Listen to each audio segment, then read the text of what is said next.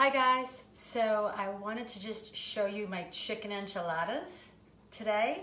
All right, so I did buy the grilled chicken at Trader Joe's and I chopped it up into almost shredded pieces. Like I just cut it up really nicely. Now I'm gonna put freshly ground pepper. Okay. I'm not measuring that. It's just like, I don't even know. Well, you're watching me, right?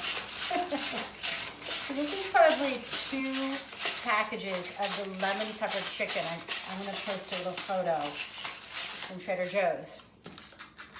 Okay, and I'm also gonna just use some dried chopped onions because I don't have any chopped onions. I'm gonna sprinkle those in.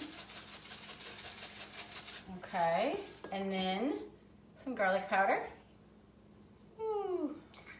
And some chipotle seasoning.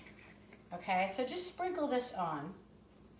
Now, when you're adding in 1 tub of full-fat plain Greek yogurt, okay? So this acts like sour cream, but you get a lot more protein. All right, so I'm just gonna throw that in there, okay?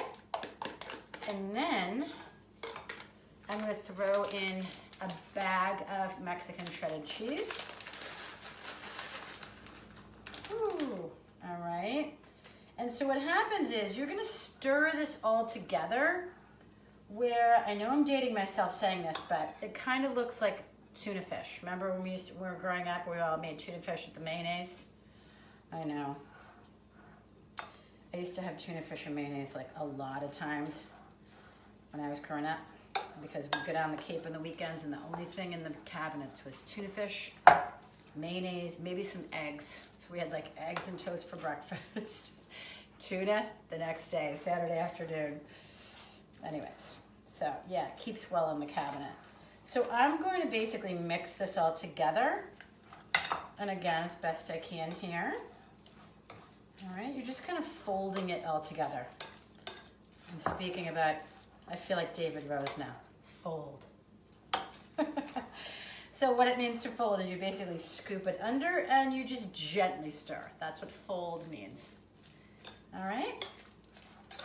All right, now you basically take, see how it looks like, kind of looks like tuna fish? All right, so again, this is cheese, full fat Greek yogurt, shredded chicken, and some spices. And see what that looks like? Yeah. All right, so then, you basically take a big scoop and you put it in the tortilla. Less is more, and I'm saying it that way because I always overstuff.